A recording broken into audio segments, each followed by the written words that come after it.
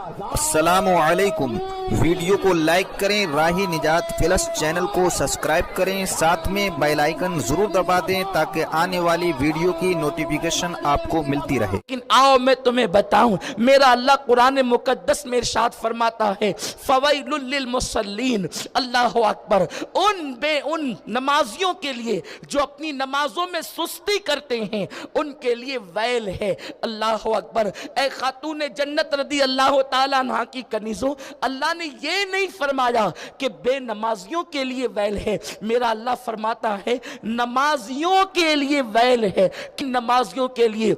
اللہ اکبر، اللہ اکبر۔ میرا رب فرماتا ہے فویل للمصلین الذین هم عن صلاتهم ساہون، جو اپنی نمازوں میں سستی کرتے ہیں، یعنی جو نماز تو پڑھتے ہیں، وقت گزار کر کے پڑھتے ہیں، وقت ٹال کر کے پڑھتے ہیں، وقت کی پابندی کے ساتھ نہیں پڑھتے، ان کے لیے ویل ہے۔ اور یہ ویل کیا ہے؟ آئیے مفسرین کرام ارشاد فرماتے ہیں، سید المفسرین حضرت سیدنا عبداللہ ابن عباس رضی اللہ تعالیٰ نے ارشاد فرماتے ہیں جہنم کے اندر جو ویل نامی طبقہ ہے، یعنی جہنم صرف ایک گڑھے کا نام نہیں ہے، جہنم بہت بڑا ہے، اس میں طبقات ہے، بلکہ جہنم کے 19 دروازے ہیں۔ اللہ اکبر۔ جنت کے 8 دروازے ہیں اور جہنم کے 19 دروازے ہیں، اور اللہ اکبر، اس جہنم کا حال یہ ہے، اس کے اندر ویل ہے۔ ویل کس کے لیے ہے؟ اللہ اکبر، ان نمازیوں کے لیے جو نمازوں میں سستی کرتے ہیں، نمازوں میں کوتاہی کرتے ہیں، پڑھتے تو ہیں، کبھی پڑھتے ہیں کبھی چھوڑتے ہیں، کبھی ٹال مٹول کرتے ہیں، ان کے لیے ویل ہے۔ اور اس ویل کی پوزیشن کیا ہے؟ میرے آقا صلی اللہ علیہ وسلم کی کنیزوں سنو اور لرز جاؤ، اپنی زندگی میں انقلاب پیدا کر لو، اپنی زندگی میں تبدیلی پیدا کر لو۔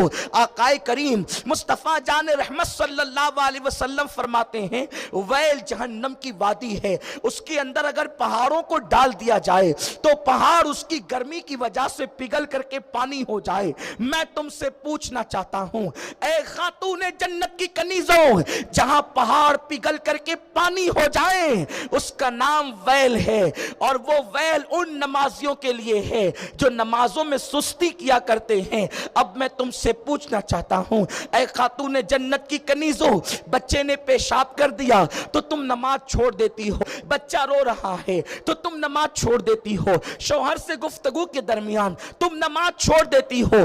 تم جانتی ہو اللہ کے پیارے حبیب غیب دا نبی صلی اللہ علیہ وسلم نے ارشاد فرمایا من ترک الصلاۃ متعمدا فقد کفر، جس نے ایک وقت کی نماز جان بوجھ کر چھوڑ دیا وہ کفر کی حد تک پہنچ گیا۔ سیدی اعلیٰ حضرت امام اہل سنت محدث بریلوی رحمت اللہ تعالی علیہ فتاوی رضویہ شریف میں لکھتے ہیں 100 سے زائد صحابہ نے فتویٰ دیا کہ جس نے ایک وقت کی نماز جان بوجھ کر چھوڑ دی وہ کافر ہو گیا۔ اے خاتون جنت رضی اللہ تعالیٰ عنہ کی کنیزوں، مجھے بتاؤ تو صحیح، آج عورتیں اور بالخصوص نوجوان ہماری قوم کی بچیاں نماز سے کوسوں دور ہیں۔ جانتی ہیں آپ اللہ کے پیارے حبیب غیب دا نبی صلی اللہ علیہ وسلم نے ارشاد فرمایا کہ جو لوگ ایک وقت کی نماز جان بوجھ کر چھوڑ دیتے ہیں آسمان سے ان پر 1000 مرتبہ اللہ کی لعنت برستی ہے۔ کس کی لعنت؟ اللہ کی لعنت۔ اور ایک مرتبہ جس پر لعنت پڑے وہ ہمیشہ کے لیے اللہ کی رحمت سے دور ہو جاتا ہے۔ جانوروں پہ بھی لعنت کرنے کی اجازت نہیں، حتیٰ کہ اگر کسی کو پسو کاٹ لے تو انسان پسو کو بھی لعنت نہیں کر سکتا۔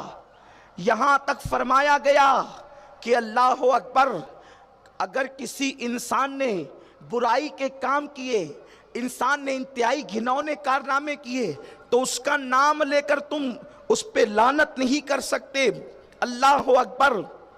اس پہ لعنت نہیں بھیج سکتے۔ ایک انسان اگر کسی دوسرے انسان پہ لعنت کرے کتنا خطرناک ہے۔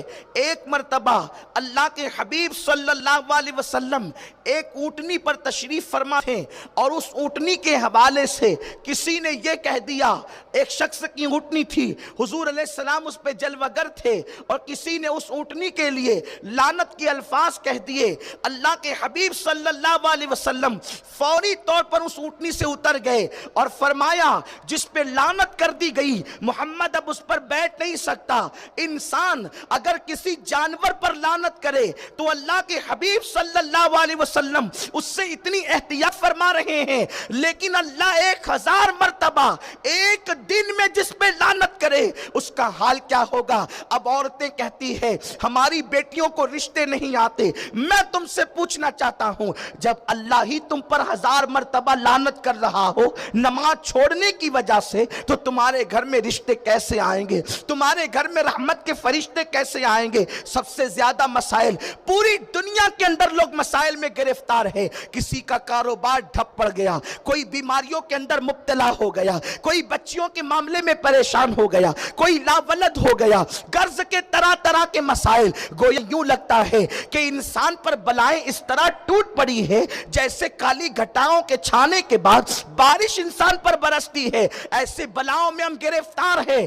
آؤ اپنی مصیبتوں کا حل تلاش کریں۔ اللہ کے حبیب صلی اللہ علیہ وسلم نے ارشاد فرمایا جو لوگ پابندی کے ساتھ 5 وقت کی نمازیں پڑھتے ہیں، میں محمد اعلان کرتا ہوں اللہ ان کو دنیا کی مصیبت سے بھی بچائے گا، آخرت کی مصیبت سے بھی بچائے گا۔ اے خاتون جنت رضی اللہ تعالیٰ عنہ کی کنیزوں، آخر وہ کون سی تکلیف ہے جس کا حل نماز کے اندر نہیں؟ آخر وہ کون سی مصیبت ہے جس کا حل نماز کے اندر نہیں؟ اللہ اکبر۔ اگر آج عورتوں کو کوئی بابا لوگ جو ہے وظیفے بتا دے، یہ پڑھو تو رشتہ آئے گا، یہ پڑھو تو یہ ہو جائے گا، وہ پڑھو تو وہ ہو جائے گا، عورتیں پابندی کے ساتھ وہ ساری چیزیں کرتی ہیں۔ کوئی میری بہن 16 سیدوں کے روزے رکھ رہی ہے، کوئی میری بہن 10 بیویوں کی کہانی پڑھوا رہی ہے، کوئی میری بہن کچھ کر رہی ہے، کچھ کر رہی ہے۔ مجھے اس پر کوئی تبصرہ نہیں کرنا، لیکن مجھے اپنی آقا کا فرمان پیش کرنا ہے۔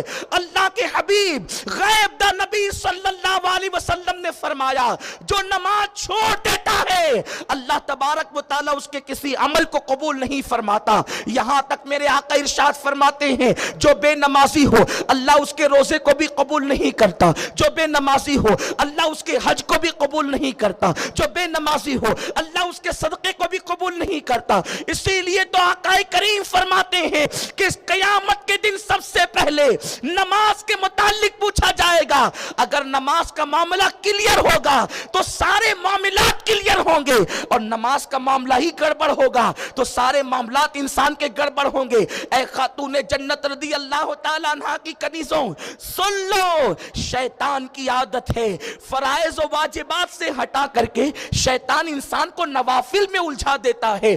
ہم نوافل تو کر رہے ہیں، ہماری توجہ فرض کی طرف نہیں ہے۔